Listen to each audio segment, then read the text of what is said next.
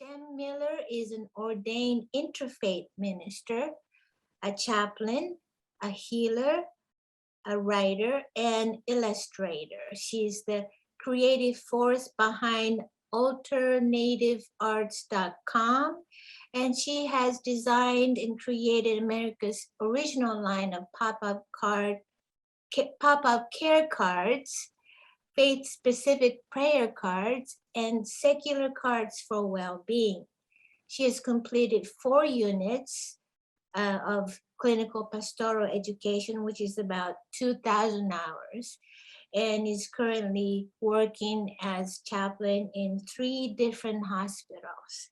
So please welcome Chaplain Jen Miller, and she can introduce herself some more. Thank you. Thank you, Miyoshin. I'm really excited to be here and have this opportunity to share. So I'm sending much gratitude to Zen Peacemakers and for offering this opportunity and inviting me to share some of my work. And so today I want to thank each of you for coming. Before we get started, I want to make sure that each one of you has a tablet or a notepad, something you can physically write on and something to write with. This is a tactile experiential process, and so I would encourage you to actually write as opposed to typing something when it's time to do a little bit. Okay, with that said, I would like to take a few minutes here and invite all of you just to say who you are, where you are, and what drew you to this program. So you can volunteer or I can pick whatever you like. Would someone like to start? I start. Thank you. I'm Miyoshin, or aka Mika. I'm in Arizona, Yavapai and Maricopa Nation lands. And my pronouns are she and her and hers. And I am one of the 3 staff members of ZPI. Thank you. Would you like to pick who goes next? Why don't we do it that way? Okay, my next person on my screen is Quinn.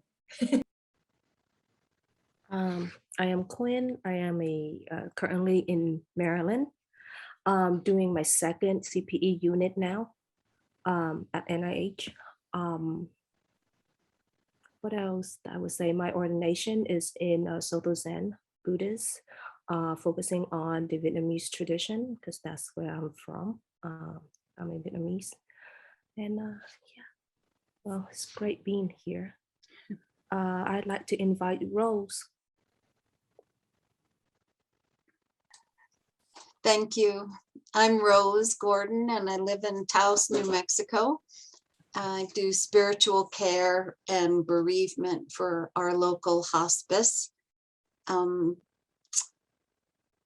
first became a Zen peacemaker in 2001, I guess. And I'm happy to be with you today. Thank you. Oh, what drew me? That there was a chaplain speaking, and it feels so good to be in like-minded company. Always need that. Thank you.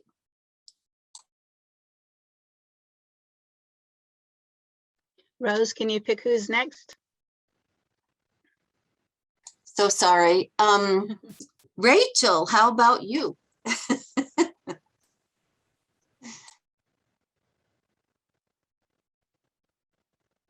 Rachel, you're on mute. Yep, I saw, sorry.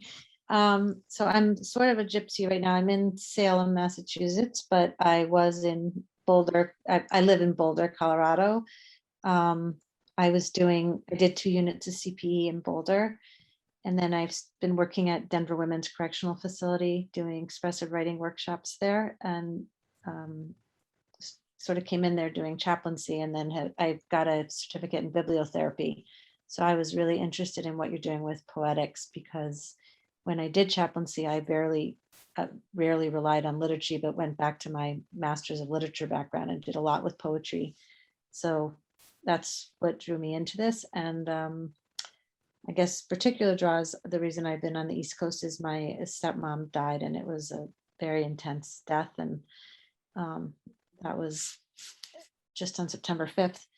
And so I've been spending a lot of time with my 90-year-old dad, and I had thought I wanted to be a death doula, and her death has sort of changed that for me. So I'm just sort of trying to figure out what my next steps are. So,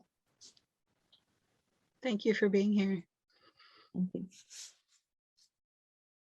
Rachel, who would you like to go next? Let's see. Ilmari. Hi everyone, I'm Ilmari, Ilmari in Finnish, and I'm from Finland. And like I said, this is my first ZPI meeting of any kind. I basically do Zen meditation. I'm really interested in chaplaincy and also poetry for many reasons. I like the poetry of the Zen tradition and other traditions as well, and I find it's a suitable way of communicating many things that are hard to communicate in other ways. And I'm also currently working on a sort of game-like tool that it's supposed to help people write poetry and hopefully learn something about themselves that way. So yeah, that kind of sealed the deal for this. How about John next? Greetings, folks. Sorry I was late. I'm traveling and had to borrow a friend's office. And so the timing of slipping into their office was a little off. I'm excited to be here. I'm part of the ZPO cohort right now that's with ZPI, and have been a practitioner since I was a teenager. And I've had a passion for poetry as a way of not only honestly getting my thoughts down and actually trying to distill the essence of longer pieces of writing. I find the practice to be very a form of meditation and awareness, and was really attracted to the description of this particular program, and look forward to engaging with all of you. Thank you. And I will pass it off.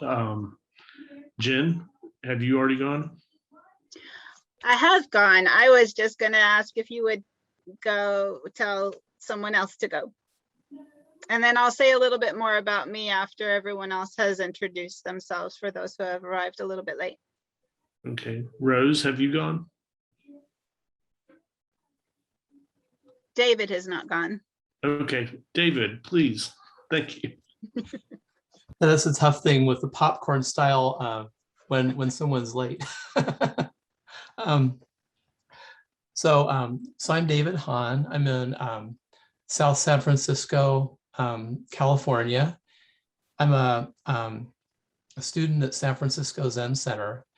And I was attracted to the class because I have a sister who's a pretty active poet. We have a senior Dharma teacher who integrates poetry very well in with Dharma teaching. And so when I saw the word Theopoetics, I thought, maybe that's what Paul does. So I looked at Wikipedia, and I'm actually not so sure about that anymore. But but I was still attracted to this, and I guess my goal is both general interest, but also I'm always looking for ways to do a better job of bringing the practice off the cushion, and hopefully this will be helpful, and I'm sure it will be interesting. So I owe my sister a report back. Excellent. Well, I'm glad that you're here. I think Ken is our last person to go. Is he available to speak or? Maybe not. It says he's still connecting to audio. So I'll just take a minute and thank all of you once again for being here. This is my first Zoom meeting with Zen Peacemakers, and I am really excited to be offering this workshop and program with you. Again, I want to make sure everyone has a pen or a pencil or a crayon and paper to write with. This is experiential in a lot of different ways. And just to add on to David's mentioning of Theopoetics, I will say when you look up Theopoetics, the Wikipedia definition of that is sort of in this space of tug of war between those who define Theopoetics from a Christocentric approach and those who want to broaden what that means. And it's still very much a new term that's being discerned and discussed. And I don't know that it will ever be boxed into a final definition of what Theopoetics is, because Theopoetics, as I understand it, and I'm fairly new to this program, I am doing an MA in Theopoetics and writing alongside my Master's of Divinity. And so I'm in my third year of both of those programs right now. And so I will define Theopoetics to the best of my ability for you to understand where I see Theopoetics. And Theopoetics for me is, if you say Theopoetics is sacred poetry, you would be right. And also it's much, much, much larger than that. And so if we look at sacred poetry from all around the world, we look at the conversation or the yearning for a relationship or the yearning for connection with the divine. And so that comes out in writing, that comes out in dance, that comes out in painting, that comes out in cooking, that comes out in being outside in nature.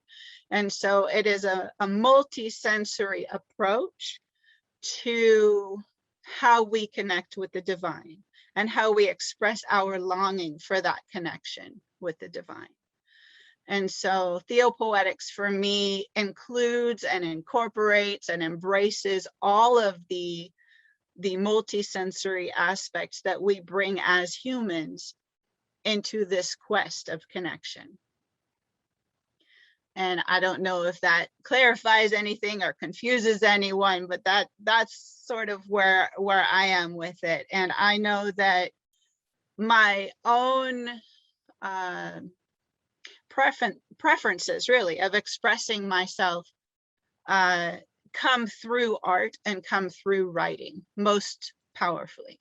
And so bringing this opportunity for you is a calling of my heart to bring what I am passionate about, what lights me up, and bring you guys this opportunity to share and playing with words and processing. So with that, I'm going to start with what I call the brain dump.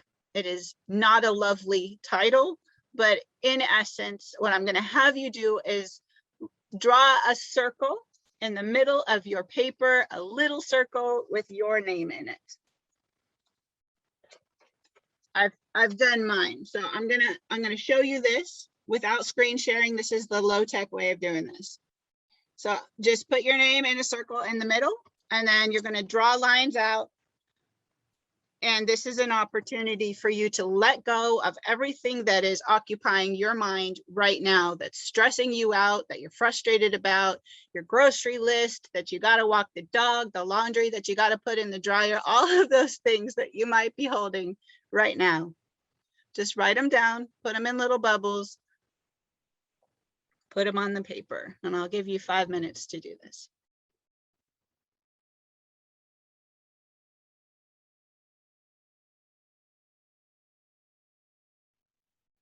If you're finished, maybe go ahead and read those things to yourself. And we're going to do a quick breathing exercise as we transition into our next little exercise. So we're going to breathe in peace, and we're going to breathe in peace 3 times. And as you breathe out, I invite you to pick one of the things that you've written down to let go of. So we're going to breathe in peace and let go of one of the things that you've written. And you can do the same one, or you can do 3 different ones that you've written down to breathe out, to let go of, to be here, to be present in this moment. Okay, so deep breath in. Ready? Breathe in peace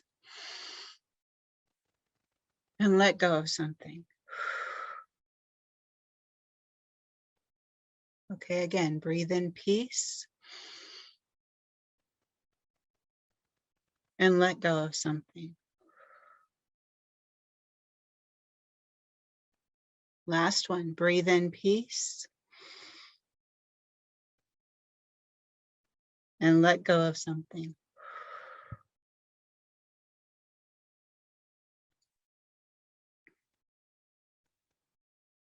Okay, ready to transition? This is an opportunity for you to really be mindful, be present to the words that we're going to introduce you to now. This is a poem that I wrote. It's called Filaments. I'm going to share my screen. Bear with me, I'm new at this sharing stuff. So here. You'll all see that? Nod your heads, yes? Okay, so I'm going to read this out loud twice. The first time will just be for you to listen, and then we're going to use this in the Catholic practice of Lectio Divina. And so this is a space where you have the opportunity to see what words catch your attention. And just in this space of meditation with these words, with this poem, I'll invite you to unmute and share a word or a phrase that catches your attention. And we'll just hold silence between each person's offering. So again, I will read it through the first time, and then I'll read it through a second time. And after the second time, I'll invite you to share the word or the phrase or a couple of words that have resonated with you. Filaments. Exhaustion's slaves climb stairs of grief through Escher's cunning arches. Sorrow's shadows haunt the halls, locked in timeless marches. Moral fibers freeze recoiled against ill expectation. Nerves on edge with endless angst rebel in indignation.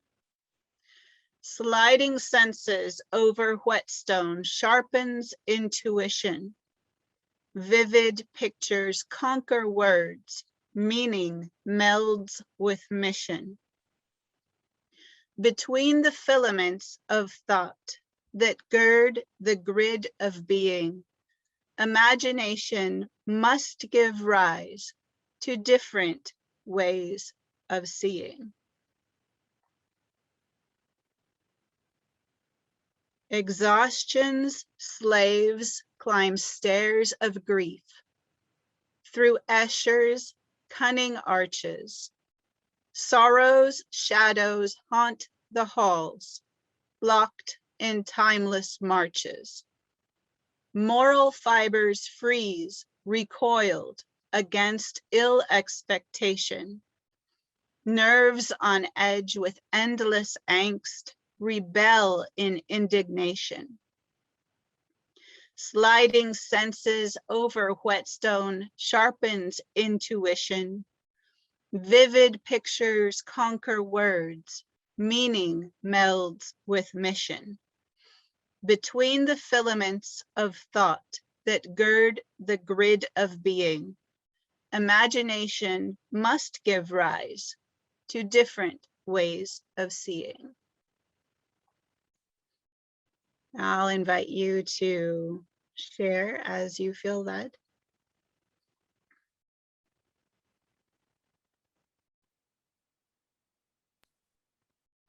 Imagination. Expectation.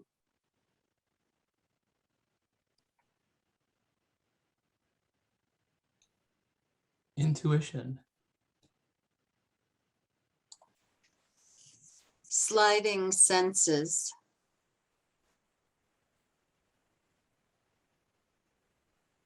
Grief.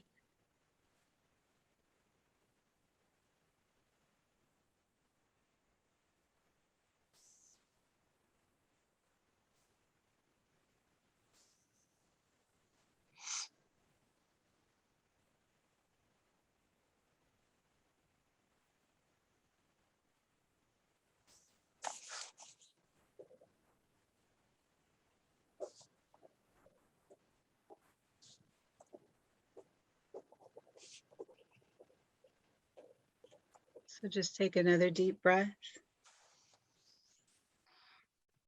This is one of the ways that I work in the hospital with people who are receiving new diagnoses or are facing their own death.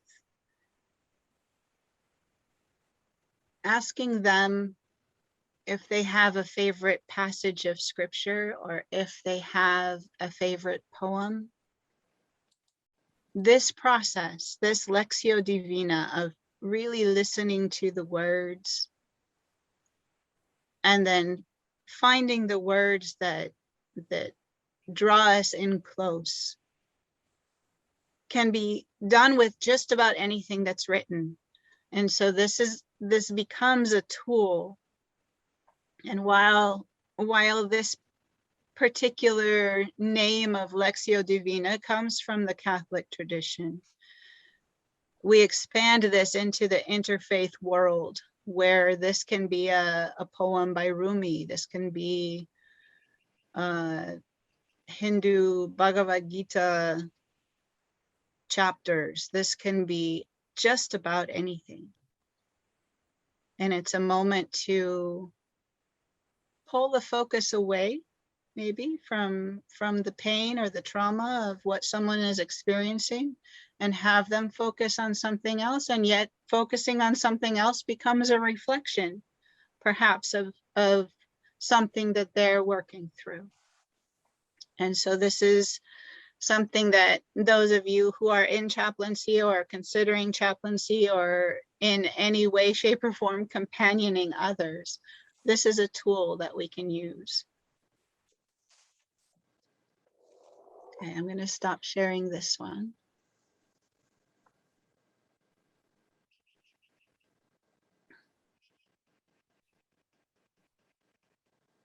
So for this next exercise, I'm going to invite you to get your pen and paper ready again, and we're going to do a similar exercise as we just did with the brain dump.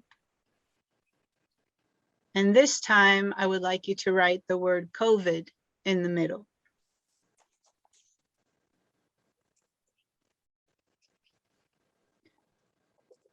And that is a large and loaded word these days.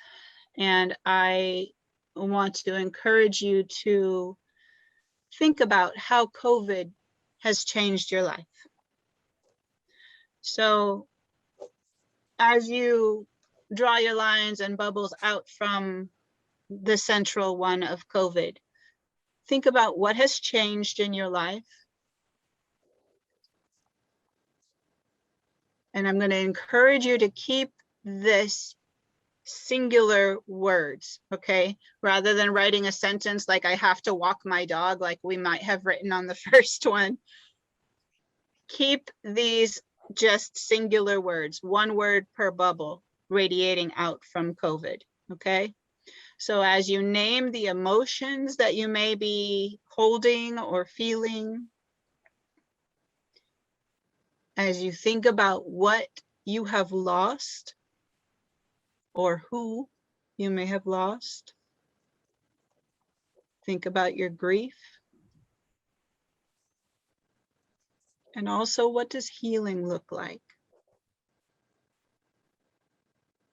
Because we will move through this. We are moving through this It's a slow process. So inviting different ways of seeing, moving forward, we need to imagine. Single words radiating out from COVID.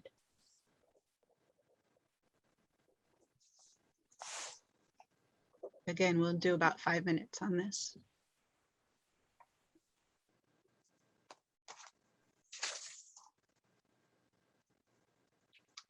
So just to clarify, Jen, Sure. in the bubbles, you want what has changed and then also what a word for what healing would look like? So each bubble will have one word in it, yeah.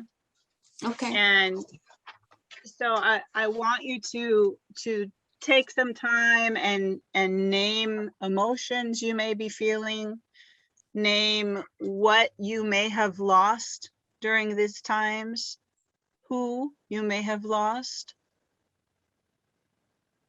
and also what healing looks like. Yes.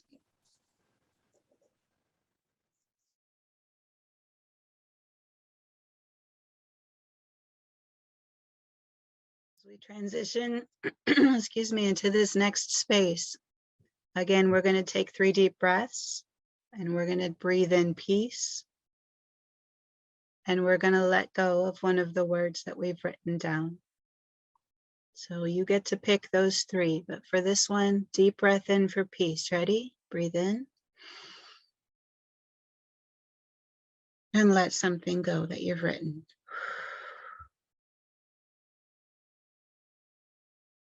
Breathe in for peace. And let go of another word you've written down.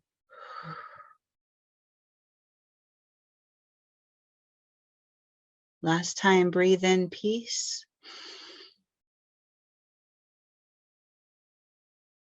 And let go of one of the words.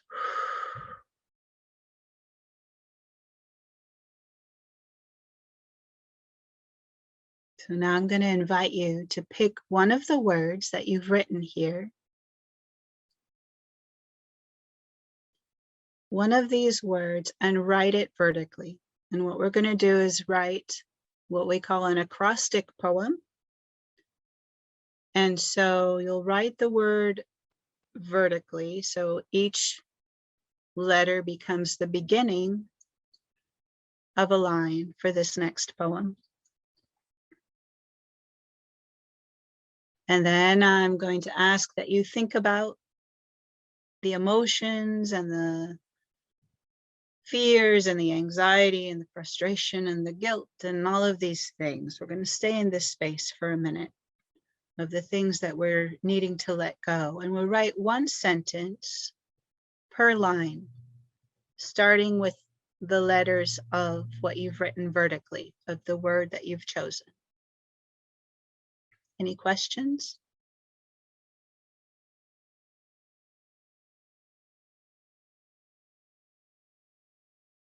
We're going to take a little bit longer with this one. This one requires a little more sitting with the emotions and sitting with whatever this heaviness, this touch into grief that you may have. So I'm going to give 10 minutes for this one and then we'll come back. And then after we come back, we're going to do another breathing exercise and then we're going to do the breakout rooms.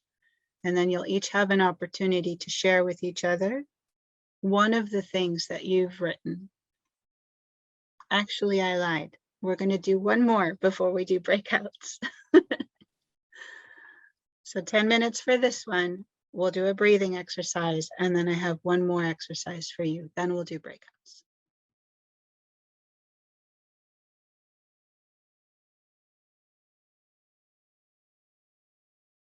Okay, for this one, we're going to breathe in peace.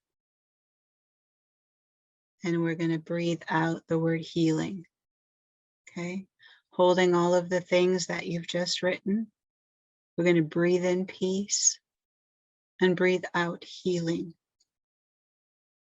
There's wisdom to holding all of these things, and there's wisdom to letting them go. Thich Nhat Hanh would have us breathe in peace and breathe out peace. There is space for aspiring to being able to do that, breathe in peace and breathe out peace. And sometimes it's really difficult when we're holding all of these other emotions that still need to come out. And in this space, we're going to breathe in peace and breathe out healing, similar to Thich Nhat Hanh's wisdom, where we're going to be moving forward into talking about healing here in our next little project. So breathe in peace. Go ahead, deep breath in. And breathe out healing. Breathe in peace. And breathe out healing. And breathe in peace last time. And breathe out healing.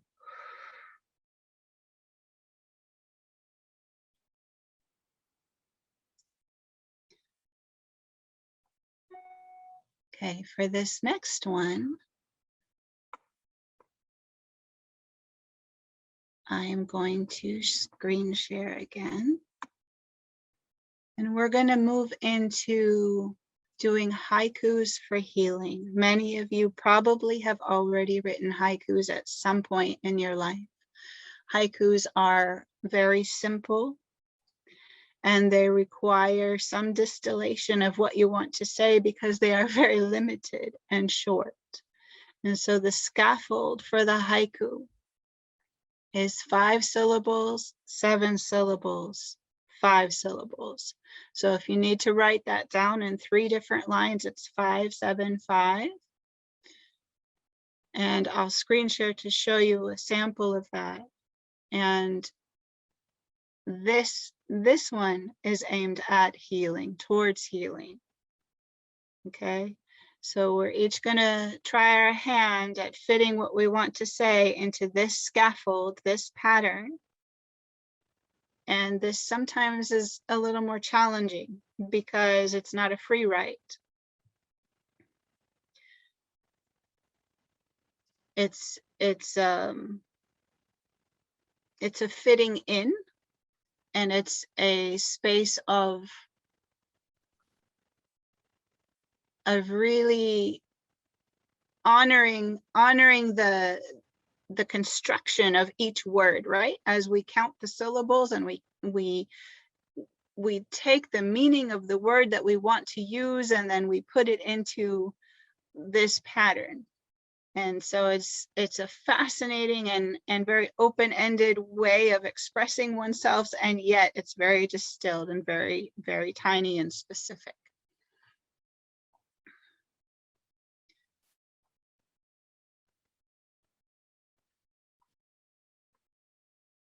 So here is this.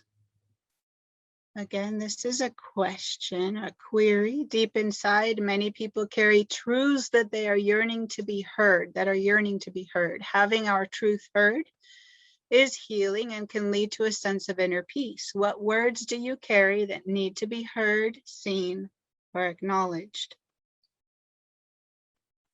So this poem, Peace, that I wrote down on the lower right, is making peace inside, counting the syllables. Making is 2, peace is 1, inside is 2. That's your first line, 5 syllables. Making peace inside requires precision with words to say what we mean. So this in itself is a 5-7-5 pattern. So again, focused on healing. Think about how you can say what you want to say in this scaffold. 5-7-5. We'll give you 5 minutes, and if you need more, we'll expand on that just a little bit.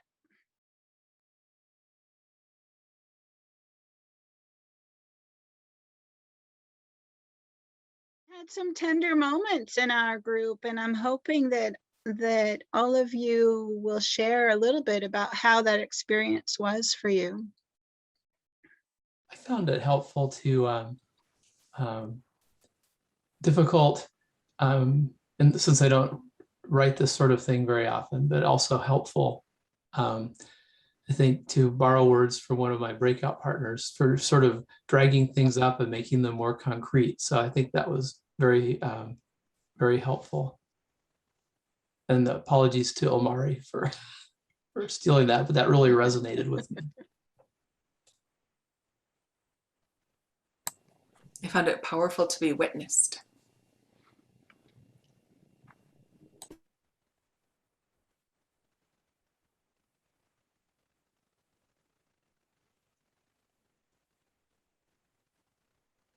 I'm hearing this wording of dragging things up. And I think, you know, there's some real power in giving these wounds that we have accumulated over the last year and a half, giving some space for them to breathe, giving them some sunlight, putting them down on paper, doing something active with them rather than just holding them inside our hearts and hoping they'll go away.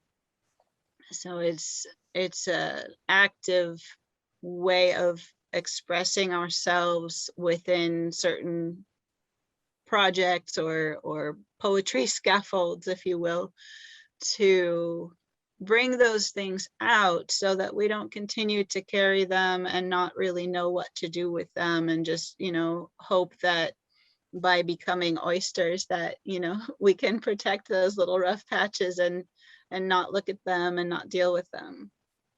Because what science is revealing these days is that a lot of those things that are collective emotional traumas settle into the body and can manifest as illnesses later on. And it may take time, and we may not be able to make those connections when surprise things happens to our body, but it's important to recognize those connections between our spiritual health, our emotional health, our mental health, and our physical health. All of that is connected. And so being able to use words as a tool, and use words and practice putting things down on paper in poetic ways or free writes, you know, there's a lot of ways to write. But for this purpose, because I love poetry and because I am drawn to using poetry and enjoy working within the limitations of the scaffold, I wanted to bring this to you, just to offer a space of doing something like David said, that you might not have done otherwise.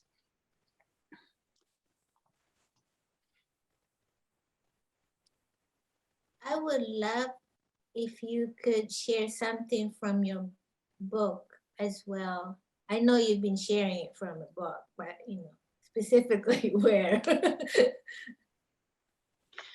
So I'm happy to share some poems from the book. I would like to just say up front that there's a program that is already being birthed out of this book that's called Code Dandelion.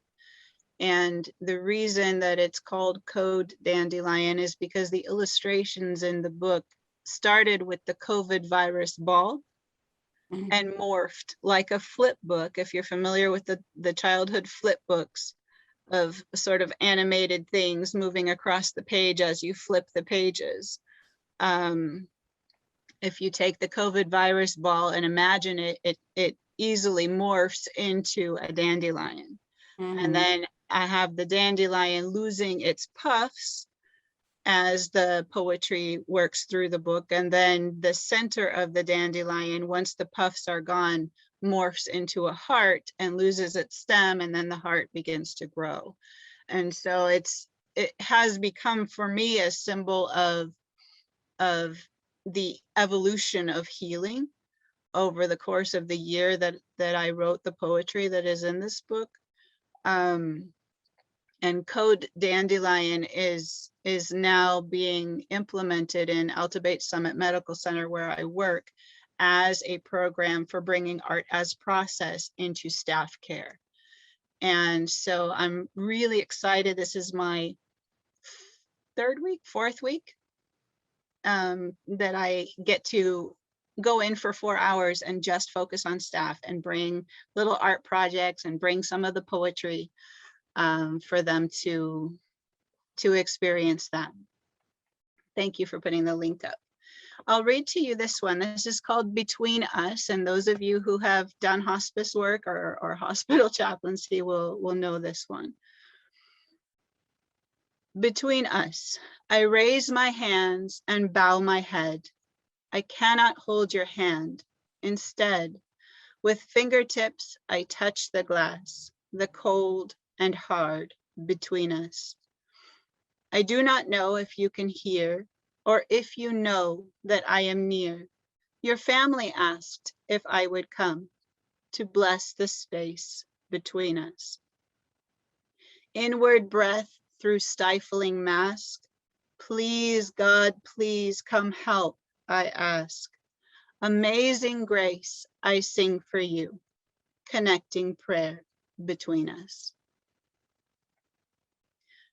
So that's one of my common experiences. I do sing, and so in spaces where we cannot enter, they're very protective of our chaplains in our hospital system, and so we are not to go into COVID positive patient rooms.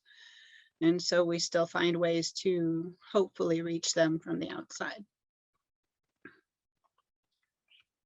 Let's see. I have one called Twist. As you probably have guessed, I have a lot of time to think about that thin veil and that space between life and death. And a lot of my work, a lot of hospice work, Rose will know, is treading the waters of that space and being comfortable in that territory and leading people into there and helping people grieve outside of it. So Twist. The soul sings of wisdom within us at birth, connecting us to the divine. That song of the universe whispering through the mountain, the ocean, the pine. The soul's vibrant rhythm incarnates on earth, becoming our heartbeat and breath. Our life here on earth is uniquely a gift that comes to completion in death. But maybe the truth is, in birth we have died into the life we have now. And when we return to the oneness again, our death becomes birth somehow. In cyclical patterns, God consciousness flows through vortex and spiral and twist. From dust we have come, to the dust we return, though we never do cease to exist.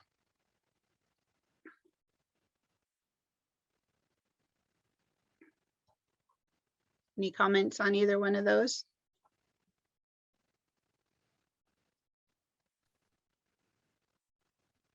I just celebrated my mother's passing 1 year. So that kind of hit home. Never ceased to exist. And she was cremated, so she was literally, burnt to ashes. But Yeah. But her presence is so strong, stronger even. Thank you. Rose? I was just reflecting on the image of singing through the glass, right? That space. And so I train our hospice volunteers. So I've trained the threshold singers and learned lots of their songs because I can go in to people's homes. That's what I do every day. I'm not in a facility. And I know that there is a lot of wounding through COVID. And I'm also thinking of all the surprising depth of what humanity is capable of in a positive way that has come up for me. And so because I've had to wear a mask and a face shield, it reminded me of when I worked in prisons and couldn't touch anybody, learning how deeply we can touch one another. A mask doesn't stop our intimacy. Even a glass window doesn't necessarily have to do that. And so this has also been a time, I mean, I have to say, probably the first year, I probably cried every day, as much from the politics of the world as from COVID itself and what was happening between us. but I'm not feeling, and I feel a little guilty about this. I don't know why. I don't feel despair right now. I mean, if I listen to politics, believe me, I do have a whole range of misery about that. And about what's happening in the United States in terms of more and more people dying and just all of that stuff. But in some deep way, I'm not feeling despair. What I've learned maybe more powerfully is our capacity and potential to connect. So I was thinking about all of that. It's not just the wounds that are coming up for me. It's the surprise of what goes beyond the death of a physical body, what goes beyond the people I see every day who are suffering, which is more intense every day for some reason, emotionally suffering. But so all that has come up in this time together, and I'm so appreciative to all of you for witnessing me and one another, and for these exercises, and that the image of the glass between us.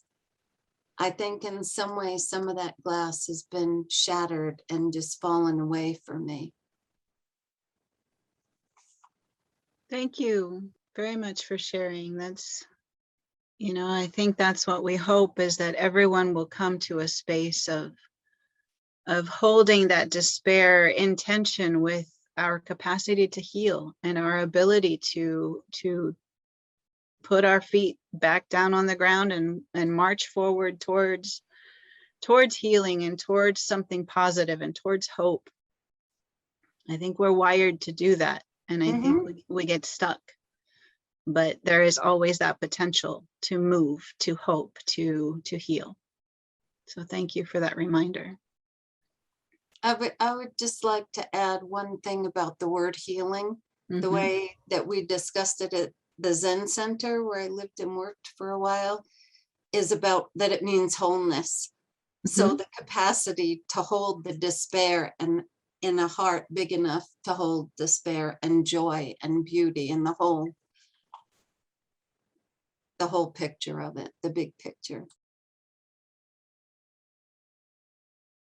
Right. It's important to remember that healing is broader than a cure, right? And there's always healing that can be done, even in moments right before death, in moments of touch and expressions of love and moments of forgiveness. All of those things can be healing, even when we know the body's dying. And with that said, always holding in our consciousness that all of us are going to die eventually, right? And I know that sounds depressing, but I think, I want to share with you as my last poem is one that's called Dandelion, because this is the culmination of the COVID ball morphing and gaining the little spikes of the dandelion and then turning into the actual dandelion. Yeah. But this is also a space of being mindful and having healing be wholeness, but holding all of those things that you said, despair and hope and life and death. This also has a moment to breathe. And so I'm going to use this in the poem for us to breathe together. Okay. Dandelion, as we live, may we be ever conscious of our dying. May we remember each breath. This one, breathe with me, deep breath in and let it out. And this one, let's breathe again, deep breath in. And this one, last one, deep breath in. As sacred gifts of the one who breathes us. This body, this temple of bones and flesh is nothing without the mystery of movement, the motion of cycles of flow of consciousness. When motion ceases and breath is no more, may we return to the one in our stillness. May our body return to nourish the blade of grass and grow the hopes of the dandelion, to be scattered by a child's wish-filled breath. May we know our wholeness in our receiving, in our giving, in our loving, in our living. May we carry the memory of our death yet to come.